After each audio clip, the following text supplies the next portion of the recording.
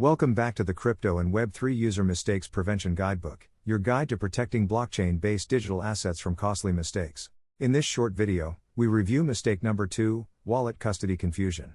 Not all wallets give you full control of your crypto or Web3 assets. If you don't hold the private keys, you don't truly own what's inside.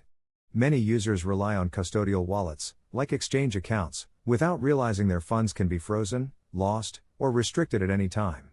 Confusing custodial and non-custodial wallets leads to dangerous assumptions about recovery, access, and responsibility. Let's break it down.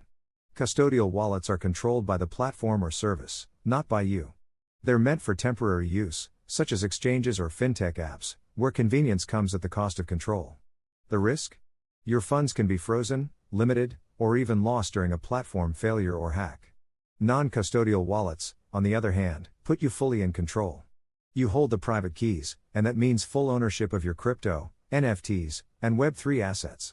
But with that control comes responsibility.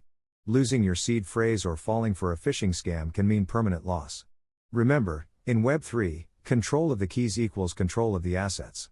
Before we continue, if you're finding this content valuable, please give it a thumbs up and subscribe to our channel. Your support allows us making free educational content. Thanks. To avoid wallet custody confusion, focus on who has real control over your assets.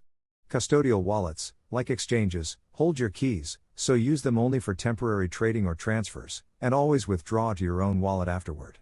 With non-custodial wallets, you hold the keys, and with that comes both control and responsibility. Hot wallets are ideal for everyday activity like DeFi or NFTs, while cold wallets act as your vaults, offline, long-term, and fully self-custodied. Always remember, whoever holds the keys, holds the power over the assets. This was mistake number 2, wallet custody confusion. Most users don't lose their crypto because of hackers, they lose it because they trusted someone else with their keys. Now that you know the difference between custodial and non-custodial wallets, take a few minutes today to review where your assets are held and confirm that you're the one truly in control. A little clarity today can prevent massive losses tomorrow.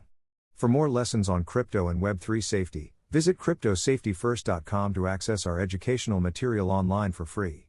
Stay informed. Stay secure. Stay in control, and help others stay safe too. Thanks for watching.